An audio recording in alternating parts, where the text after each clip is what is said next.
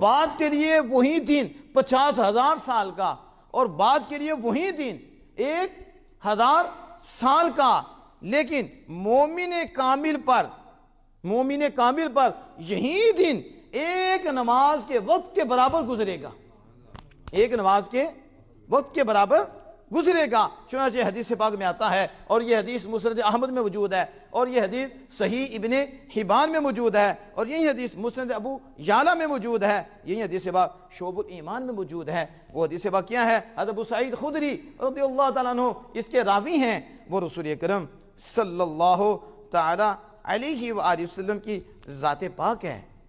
اور یہ آیت پڑھی جا رہی ہے، فی یومن کانا مقدارہ 50,000 سنہ۔ نبی اکرم صلی اللہ علیہ وسلم نے جب یہ آیت کریمہ تلاوت فرمائی تو آپ کی خدمت میں عرض کی گئی، کیا عرض کی گئی؟ کہ عرض کی گئی ما اطول ھذا اليوم، یا رسول اللہ یہ دن کتنا لمبا ہوگا، کتنا لمبا ہوگا؟ تو نبی اکرم صلی اللہ تعالیٰ علیہ وسلم نے فرمایا کہ یہ دن مومن پر کم کر دیا جائے گا، یہ دن مومن پر کم کر دیا جائے گا، حتیٰ کہ اس پر اتنا ہی وقت گزرے گا جتنا فرض نماز ادا کرنے پہ لگتا ہے، یعنی جتنی ٹائم میں وہ فرض نماز ادا کرتا ہے اتنا ہی وقت اس پہ گزرے گا، اور بعد کے لیے 1,000 سال، اور بعد کے لیے 50,000 سال۔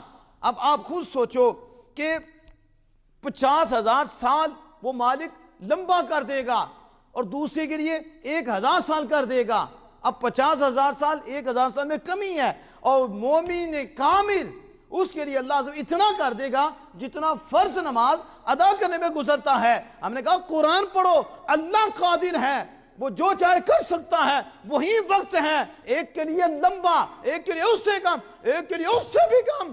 وہ مالک ہے کہ کسی کے لیے طویل کر دے، کسی کے لیے کم کر دے۔